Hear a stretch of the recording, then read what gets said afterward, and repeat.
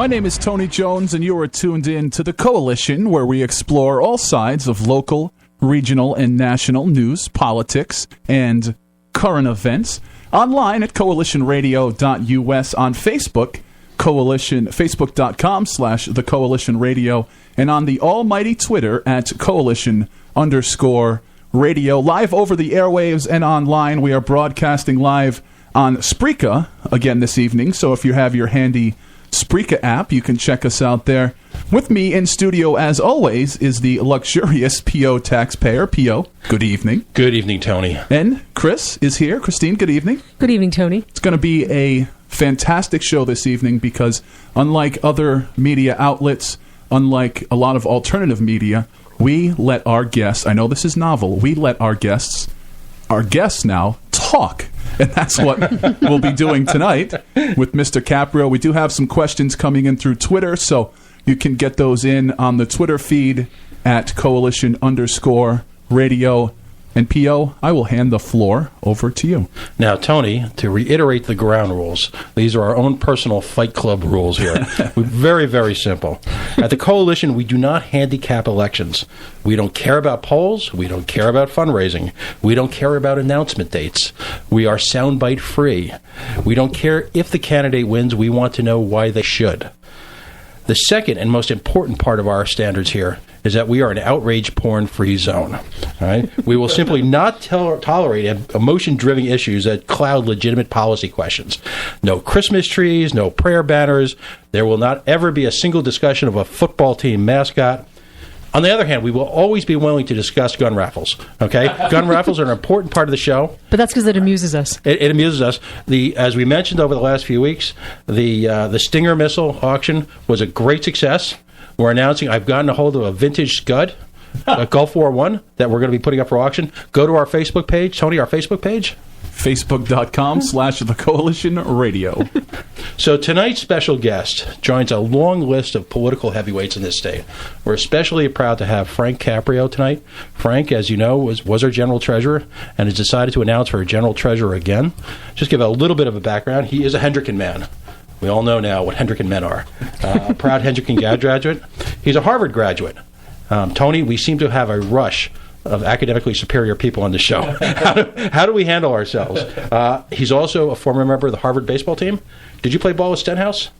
No, Mike Stenhouse is a little older than me, but someone that I looked up to as a Rhode Island high school ball player, and looked up to his dad also, who was the coach of Brown when I was in high school. So, the Stenhouse is, legendary family. And actually, Mike's son just graduated from URI. He was a top ball player, too. And he helped coach my son a little bit this last summer. So when you become general treasurer again, will you play ball with Mike Stenhouse? Well, I think a lot of Mike, and on the baseball field, we had a lot in common, and we'll see if on policy issues we can work together down the road. Okay. Also a graduate of Suffolk Law. Now, you were a member of the Rhode Island House of Representatives from 1990 to 1994. You then became a Rhode Island senator from 94 to 2006. You also became general treasurer, obviously, from 2006 to 2011.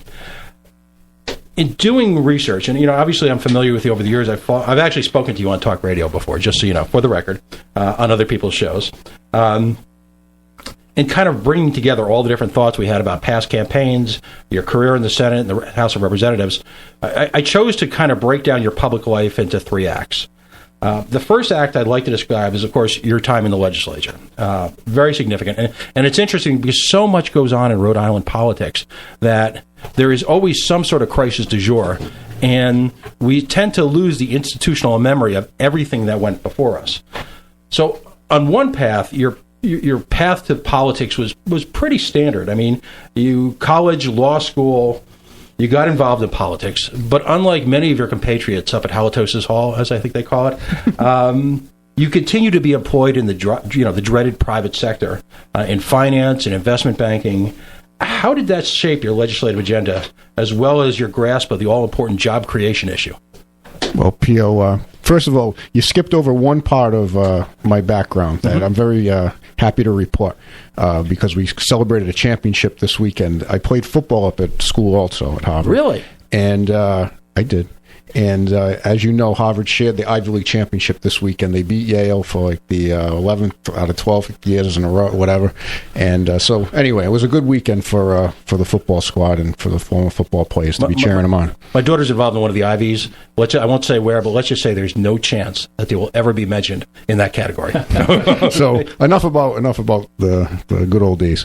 But you mentioned being in the legislature and also being in the private sector, for pretty much close to two decades, and it brings I think a full perspective of what's going on in the economy. What's when you're risking money to make money and risking capital to create jobs, you have to deal in the real world and make decisions that hopefully are going to have the entity that you're involved with be successful and keep the job strong for those who are working alongside you. So, you go into the legislature and you see what's going on the government side with budgets that seem to be always out of balance, and you need to make decisions down the stretch, sometimes 2, 3 in the morning on the last night of a session, and you probably wouldn't run things in your own business that way. Make important policy decisions that way. So, I look back on those years, and actually my first day in office in 1991 was the day that all the credit unions were closed. Wow. So, in the day that Governor Sondland was sworn in as governor, and his first act was to shut all those banks and credit unions, and a third of the state's families and businesses had their checkbooks locked up. So we think times are tough now. That those days were a little difficult if you think back. Well, it's interesting that you bring that up. We're libertarians and greens on this show, and a significant part of our audience literally were children at that point in time. They didn't go through that trial by fire that Rhode Island went through. So at the same token, they're highly educated and highly motivated politically as they listen to shows like this and explore new media to form their own political opinions. So it's important that we reflect back on that, because the obvious question is, as we constantly go through these lurches in Rhode Island, how is it that those kind of things can be created and recreated? Later on, I'm going to ask you about an analogy and draw an analogy between the credit union crisis and 38 Studios. But so you've got the big picture then. You're creating jobs actively. You're actively employed with the employment issue. You actually see the birthing process of a business as it creates itself and moves forward and becomes a prominent employer within the state. Now, at the same time, there were other issues that were consuming Rhode Island. Over the past few years, it's been all pensions all the time. Importantly so. Legitimate issue, a legitimate crisis facing the state. In your initial years in the state legislature, though, there were a couple of other big players. It's amazing to think back to a time when separation of powers didn't exist. That separation of powers was something that people had to expend political capital and blood for. Tell us a little bit about that battle. Sure. Yeah, it was a concept that just about every other state in the union and the federal government followed, and for whatever reason, Rhode Island didn't feel as though it was necessary. It started to gain some momentum locally with some of the legislators and other groups pushing for it. But as you know, in the State House, if the leadership of the House and the Senate, don't want something to get momentum or get in front of the committees or the floor for a vote, it's not going to happen. And well, let me just jump in for a second. At the time, you could have legislators sitting on all these quasi-government boards, which seem to really run Rhode Island to this day, and to be sitting on these boards and at the same time making the decisions, the manner and the level to which these boards were funded. And at the time, the political conventional wisdom, and I hate to use those terms when it comes to Rhode Island, but was that was fine. That was entirely appropriate. And as a result, there was, you talk about some of the power structures in this state. These were so intrinsically wound up within each other. You choosing to take this on, just give us a little of the chemistry that was going on at the time. Sure. Well, in most states and federal government, there's an executive, whether it's the president or a governor, that appoints leaders of the different administrative departments, and then it's the legislature that funds those departments. It has the purse strings. And as you said, Rhode Island had a different process where the legislators not only funded the administrative departments, but also ran most of them by appointing legislative members to the boards and commissions. So, and I'm going to not have the specific years in front of me because I didn't come with a notebook of all those memories, but there was a few of us in the Senate and a few in the House who made this a very important issue where we were not going to continue voting for certain things, or and we were potentially going to start to be disruptive as this process continued to play on if separation of powers was not going to be enacted. And I think back, there were people like Mike Lenahan in the Senate, and actually when Don Caprio was running for governor, it was an issue that he put forward as something that he wanted to see happen. There were, in the House, I had my brother David Caprio, who was on the front lines on this issue, and other members of the House. So fast forward in 2003, 4-ish, and again, I don't have the exact date in front of me, but separation of powers eventually went on the ballot, and lo and behold, I think about 80% of the people voted for it, some round number like that. Yeah, surprise, surprise. And, people actually cared about that. And now, Rhode Island joined the other almost, 50 states. I think there may be one or two exceptions still that have some form of the legislators being on the boards. But we joined kind of the modern era, and the executive appoints the people to serve on these boards and run the administrative side of the state, and the legislature provides oversight and provides the funding. So that's how our system was envisioned a few centuries ago. And now Rhode Island is following pretty much that same framework. At the time, there was a political cost to you, though, correct? Oh, well, I think back on whether I was stripped of committee chairmanships, or I was, kicked out of my office, or, had to park over in Olneyville. You need a seeing eye dog and a guide to find your car after the session. But at the time, it may have been a little uncomfortable, to have your office, just shut down and your stuff put out in the hallway, and but that's not why I got involved in running for office. And when 80% of people vote for something, you're on the right track. So again, and I appreciate you bringing up these things, because it's not something that it's talked about much these days, but it's kind of a foundation of what's happened over the last 20 years here in Rhode Island, 20 plus years. Whether it's getting through that banking crisis, separation of powers, going from this far off concept to reality, but so many people spent countless hours, and like you said, there was a lot of political repercussions to taking on those causes, but. Whether it was, you're challenged in a primary. I think of, my brother David in Narragansett.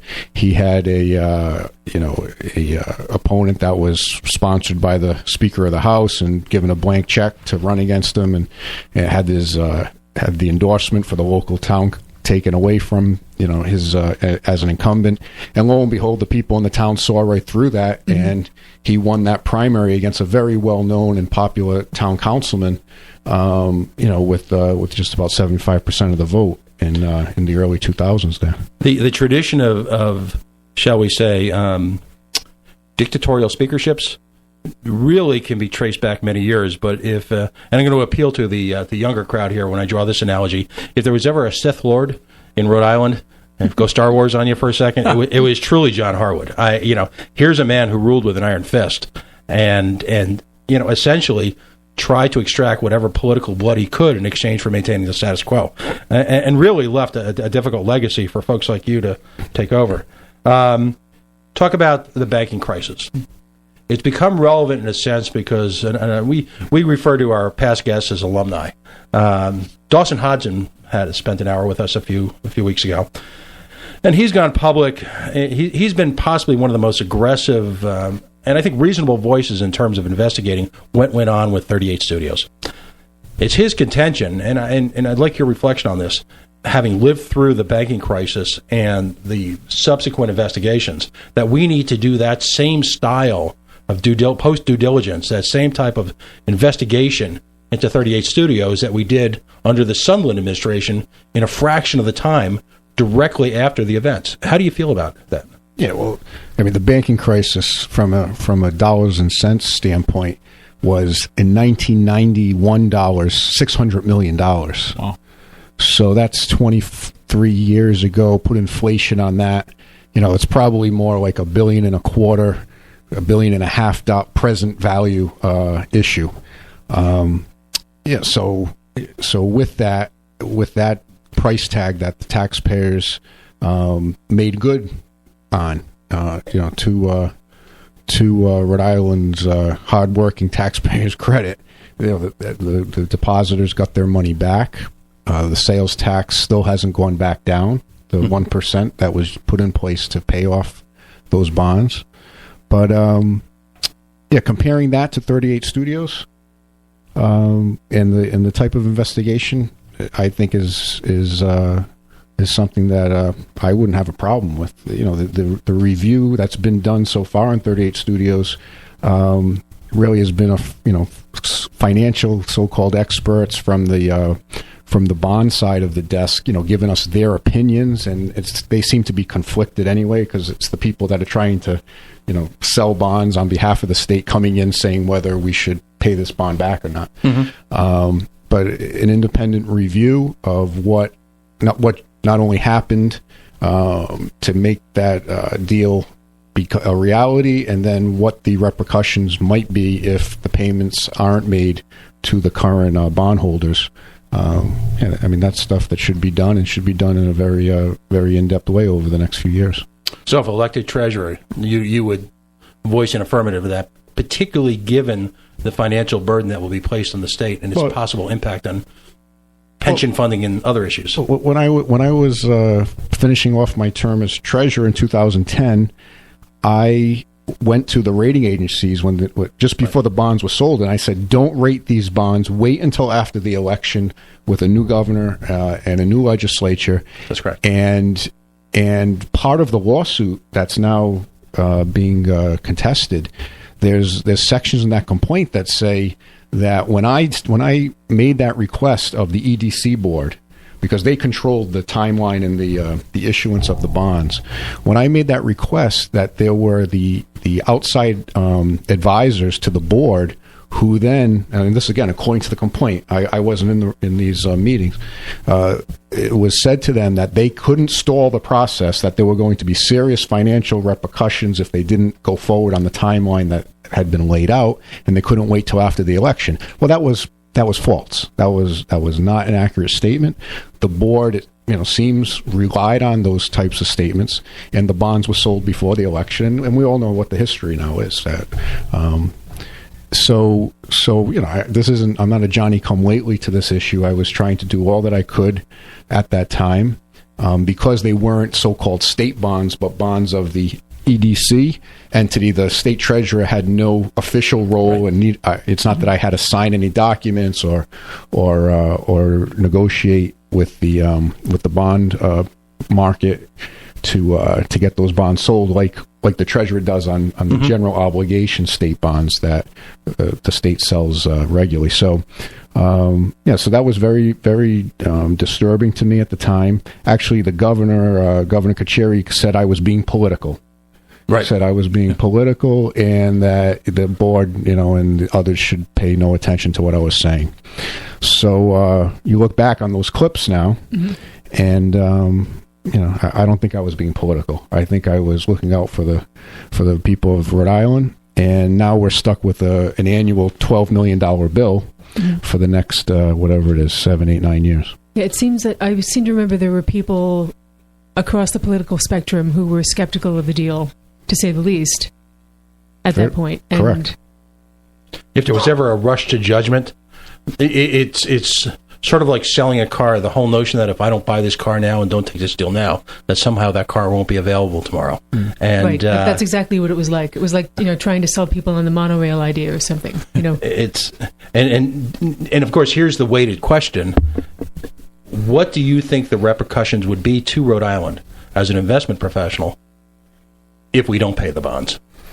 Yeah, because they're so-called moral obligation bonds, which is again a term of art created by the bond market to give them a feeling like you're supposed to, do certain things, moral things surrounding this financial instrument. It gets a little comical when you attach the term moral to a bond payment, when the people who have packaging the bonds, many of the largest banks and financial entities of the world, have all been hit with serious right. charges and paid fines from the Securities Exchange Commission, Justice Departments, you name it. So, but we're supposed to be moral and, right. and make these payments. So, and these fines are in many cases tax deductible for them. So again, so we're paying for somebody's alleged morals too. So what would be the impact is the question from PO. And again, my feeling on this is Rhode Island has a very strong bond rating when it comes to its general obligation bonds, meaning that the taxpayers put their hard work into pay taxes, and out of the taxes, Rhode Island balances its budget and pays the bonds that are currently owed, of the bonds that went on the ballot, and people voted saying, yes, we should build dormitories at URI, yes, we should build roads in the state, yes, we should build other structures that, again, taxpayers have made a decision and supported on the ballot. They never voted for 38 studios. It was by a statute that the state legislature created, and because of that, the taxpayers don't have to affirmatively pay these bonds. And there's supposed to be a study that the legislature has commissioned on answering that exact question from a financial expert. It's been reported to me after asking around, because I know they had a request for proposal out for the firm that would be taking on that study, but it's come, I think, that nobody responded. Interesting. So maybe all the firms that could respond feel conflicted because they don't necessarily maybe want to tell the truth. What's the old line, Jack Nicholson? It's you can't handle the truth, right? Right? Because the truth may very well be that the purchasers of these bonds, which were some of the largest insurance companies, and this isn't grandma on her pension, buying $1,000 worth of a bond and expecting to get it paid back. These are multinational, multi-billion-dollar entities that know the risks of these types of bonds. Mm-hmm. And they take write-offs on a regular basis, those types of investors in the millions or tens of millions or hundreds of millions of dollars of range. And they may even pay penalties and fees to regulators and others when they may be found to have done certain things. But it's my gut feeling, without digging in at this stage, that Rhode Island's bond rating for its most of its debt would not be affected at all. And it probably would be a good practice to not issue moral obligation bonds in the future, and have more of a voter approval process. If it's such a good idea, then it shouldn't just be a handful of people in a boardroom making a decision. Let's put it on the ballot. One of the few vestiges of the separation of powers was the continued independence, if you will, of a handful of these quasi-governmental agencies.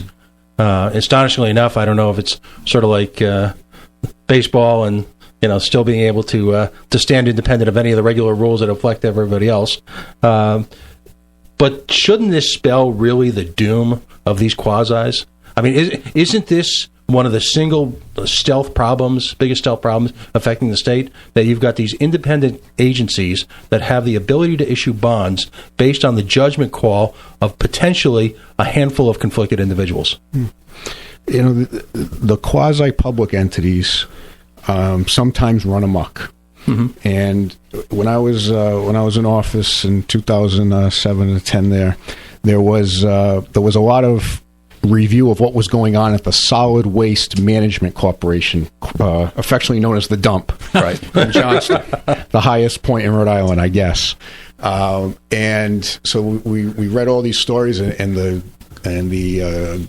governor at the time called for an audit, and there was an audit done, and it showed they bought a bunch of land they shouldn't have bought. They spent money on a lot of stuff they should have spent money on, and everybody was moaning and groaning on radio, newspaper articles, television stories, but nobody was really proposing what maybe we could do, and I proposed that. Again, as state treasurer, it wasn't my official role, but it was because of my background in business and law. I know that those types of entities, their boards of directors, carry directors and officers liability insurance. And I said, why don't we present a claim to the insurer?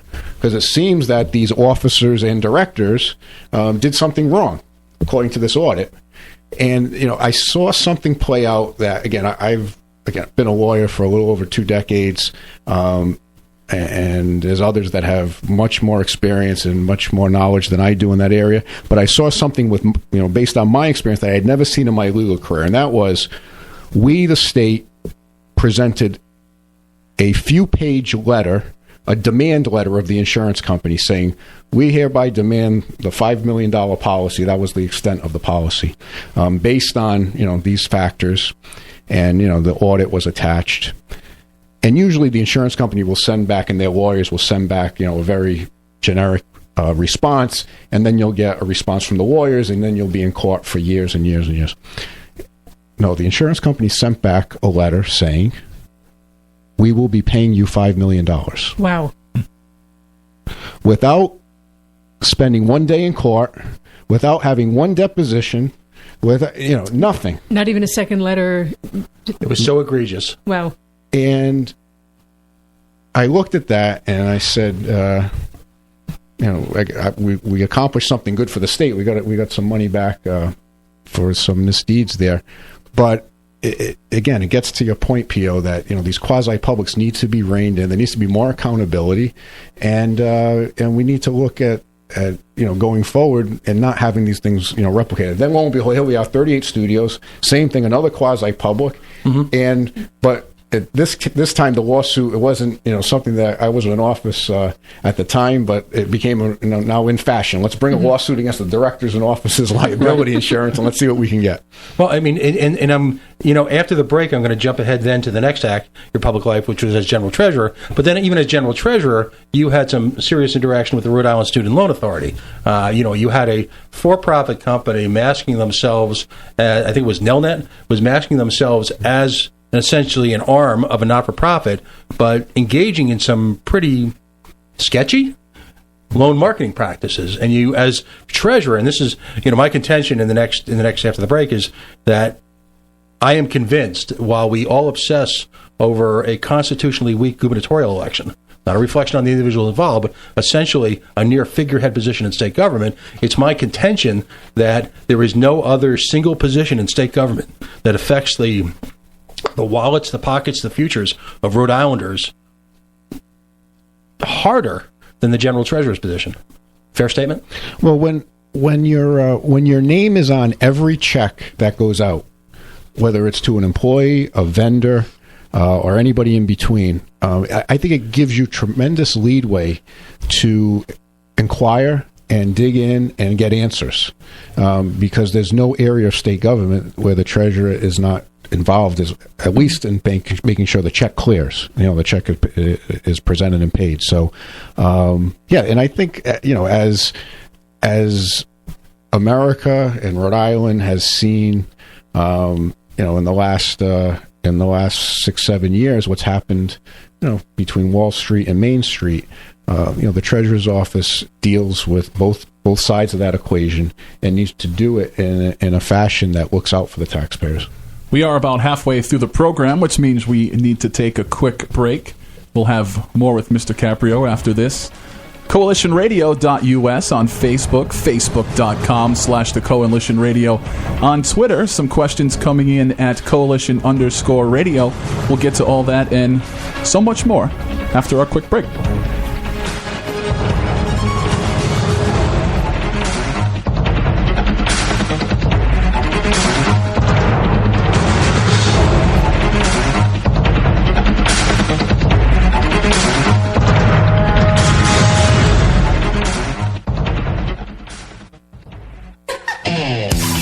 heading out on the town tonight? Be sure to log on to providencenightout.com and don't forget to check their cell phone app.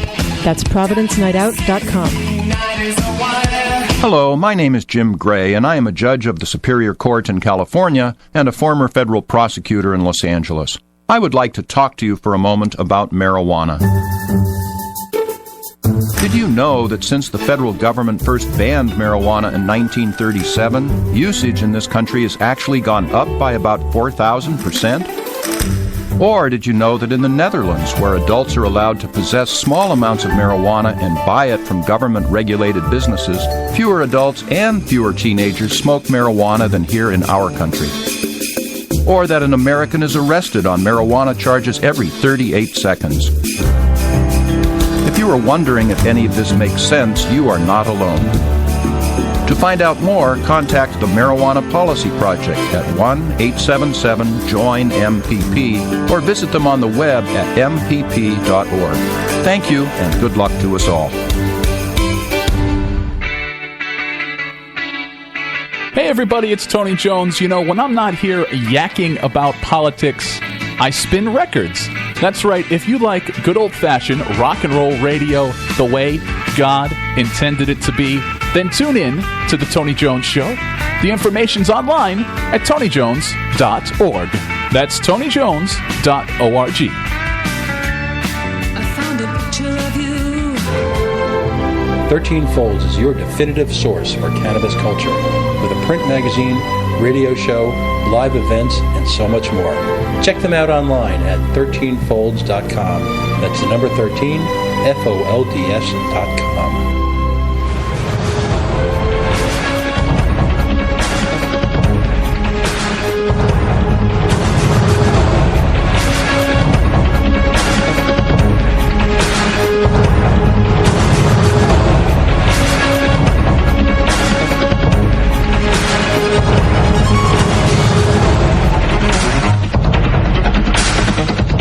Tony Jones here. You are tuned in to the Coalition, coalitionradio.us. Mr. Caprio coming in on the almighty Twitter, which I like to promote because I am now a Twitter stockholder. I got caught up in that IPO. I said, take my money, P.T. Barnum, take my money. So coming in on Twitter at coalition_radio, Mr. Robert Cusack, who I believe is from Warwick, Rhode Island. Treasurer, would you sell all the hedge funds in the state pension fund, or would you keep some? Yeah, I would replicate the same process I did in 2007 when I was in office, and that was go through the pension fund, not just the hedge funds, but every holding that the pension fund has, and look at the holding, whether we think it's fairly valued, overvalued, undervalued, and make a decision that way. When we did that in 2007, we stumbled upon about $1 billion that was in subprime mortgage bonds, and this was when they were trading at a very high level, and everything was fine. And we decided that they were not only full value, we thought they were overvalued, and we decided to exit those. So specifically about hedge funds, I wouldn't today say we're going to sell all the hedge funds and never own a hedge fund. Throw the baby out with the bathwater. But what I would do is I would go through each and every one of them, and I would make a determination and not be gun shy to exit them, because as I said in the past, we exited many of the funds, tried to get the fees as low as possible. I know the fees now are much higher than when I was in office, and I'd like to see the fees be on the lower end, just like in your own 401k. If your fees were double or triple what your colleagues' fees were, and you were getting less of a return because of that, you're probably going to say I should make some changes in my 401k if I'm underperforming that way. So that would be my style. Now, this next question, which you kind of did touch on, and I'm sure we could do a whole show on this one issue. So. But briefly, Mr. Cusack also wants to know what should be done to reform the local pension funds in Rhode Island. Yeah, I think we have a good model right next door in Massachusetts. They have a process where if a local pension fund is not following a preset list, of criteria, then it is automatically moved into the state pension fund for it to manage it, and the associated costs with doing that, the town or the city has to take care of. So that I'd like to see us to have a similar process, because it's it's people's future that you're dealing with. People are paying into these pensions at the cities and towns, thinking that they're going to get their money back in their pension someday, and some of these places, they're either very underfunded or not funded at all, and they're being paid as you go out of the local budget. It brings us segues right nicely into what we call Act 2 of your life. And thank you, Mr. Cusack, for those questions, because it provides us this forum. You become elected general treasurer. You're elected with over 70% of the vote. Clearly a mandate. One of the things that's forgotten as being part of general treasurer, since we've all become experts in pensions over the last few years, it's almost like we've had an online university education in pension benefits. The average Rhode Islander... University of Phoenix pensions. Exactly. Well, and it was the same in 1991, where Rhode Islanders became experts in bank insurance, FDIC, NCUA. We really had another online degree there. I'm of that University of age. Pain. I'm of that age that you mentioned earlier, P.O., where I vaguely remember the banking crisis, and to this day, my father, who's kind of an old school guy, just throws up when he sees a credit union. He will not do business with a credit union till this day. Well, there was a point in time, you talk about civil disobedience. The folks who ran, I think it was Operation Clean Government, actually shut down parts of Interstate 95, marching up 95 during rush hour to protest. A significant portion of the state all of a sudden found itself literally penniless overnight. So it's instructive to us on a variety of levels. Now, phase forward to the mid-2000s. You're elected general treasurer at the height of what turned out to be the boom years. Things are great in America. You walk in, and I guess, 2006, and, you're towards the end of the Clinton regime, the time nicely with a booming economy. All of a sudden, all hell breaks loose, Give us just the thought process. You were able to essentially give us an escape hatch on two different levels. First of all, you had the mortgage-based obligations and the CDO obligations that the state was going to be involved in. And then secondly, you had our exposure to AIG. Now, people forget for a moment, because we become so pension obsessed, that the other part of the state treasurer's office is involved in cash management. The state at any one time has billions of dollars of both their own and fiduciary funds of belonging to other people that you're responsible for managing. So just if that whole mess, how did we avoid that one? Yeah, well, it was 2007. The music was playing very nicely. Everybody was dancing. It was a perfect time. Putting on the Ritz. The market, yes, and the stock market was at the time, a very high level. And again, this was on the heels, if you remember, March of 2000 was the previous high. So we had crashed after 2000. The internet bubble burst, and now here we were 7 years later, and we had climbed all the way back to similar numbers in the indexes, and the credit was available everywhere. People were buying cars, buying houses, no money down, 120% of the value of the house you could borrow, and everybody was having a good time. And then in late 2007, early 2008, things started to unravel. And in Rhode Island, again, I said about the exiting the subprime mortgage bonds in our securities lending program. Again, a lot of Wall Street talk, but the short version was we got out of some holdings that if we had stayed in them in 2007, we would have ended up having to find a lot of money to plug that hole, and other states had to do that because they got stuck with a lot of these subprime mortgage bonds. When it comes to, you mentioned cash management, at any point in time, the state has hundreds of millions, if not billions, on deposit, and it needs to have that money available to pay bills and to pay off projects like road construction or dormitory construction, things that are going on. And if you have that in certain banks, banks or insurance companies, and those entities have problems, like you mentioned AIG, then all of a sudden you may have a road that was built that you can't pay for, or a building or a dormitory.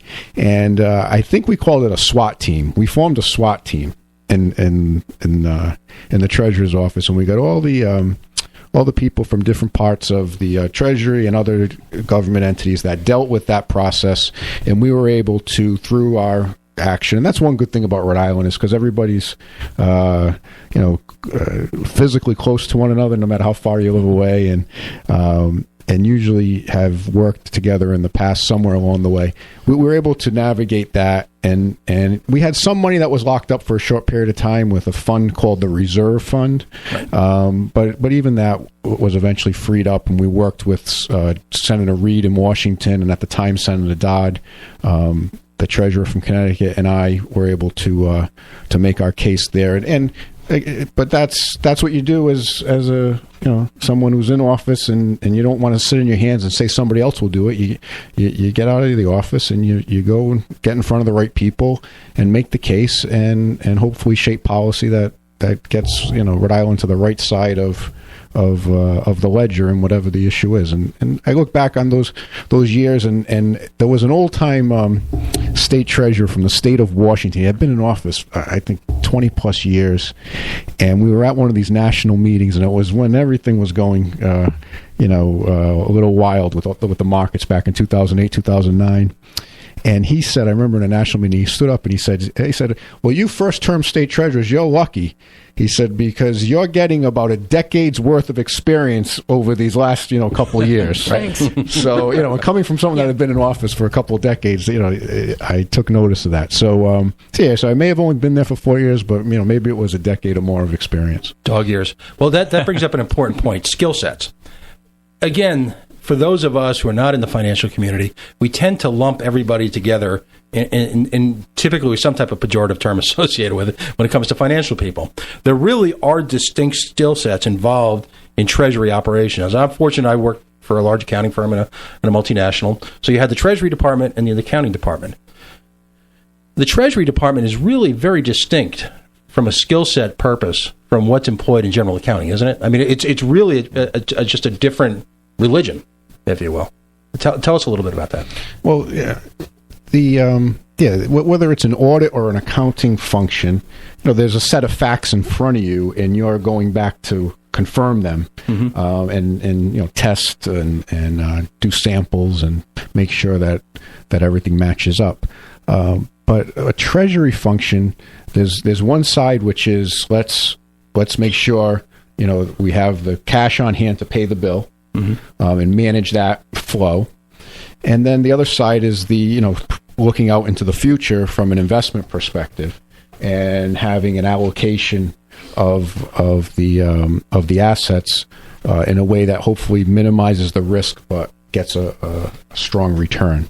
So, different skill sets. I mean, don't get me wrong. You'll have some fine general auditors work for you, correct? I mean, you'll have some great accountants who will be as part of your staff. But ultimately, you're running a treasury department, which, if it were a private corporation, would be the size of really a Fortune 200 company. I mean, it's a business within the business of government. Yeah, and Rhode Island also, because we do, from a treasury perspective, a lot of things that in other states are dealt with at the county level and not so much at the state level in some places. Even though we're not one of the larger states, we rank more near the middle of the pack when it comes to the size issues we deal with, whether it's in our pension fund or in our cash management, because of this centralized government we have. Again, not having a county level. Interesting. Now, phase forward to the next act. You re-enter the private world. You re-enter private industry.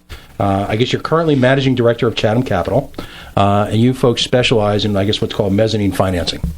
So currently, and again, getting back to the mantra here, we tend to take financial firms and just kind of lump them together. When in reality, you've got firms that, like a Bain, for example, that became famous in the last election, are famous for buying assets and then reevaluating them euphemistically. We've got companies that simply invest money and whatever their market algorithms are following, track the market and trying to trend with it and expand on that.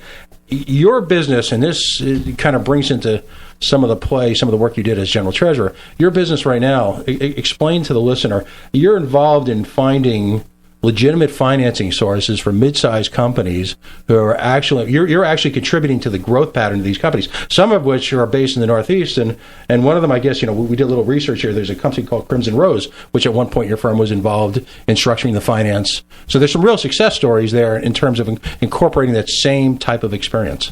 Yeah, well, Chatham Capital is a firm that's been around a little over a decade, and it focuses on what's called the lower middle market. And what that means is companies that have usually about 50 to 500 employees and, sales in the millions, maybe up to, 50 to 100 million. And it's usually a family-owned business that is someone started out as a dream and they built it, and they get to a stage where they either want to make an acquisition or they want to continue to grow at a certain pace, and the traditional financing from a bank does not work for them because as we've all seen.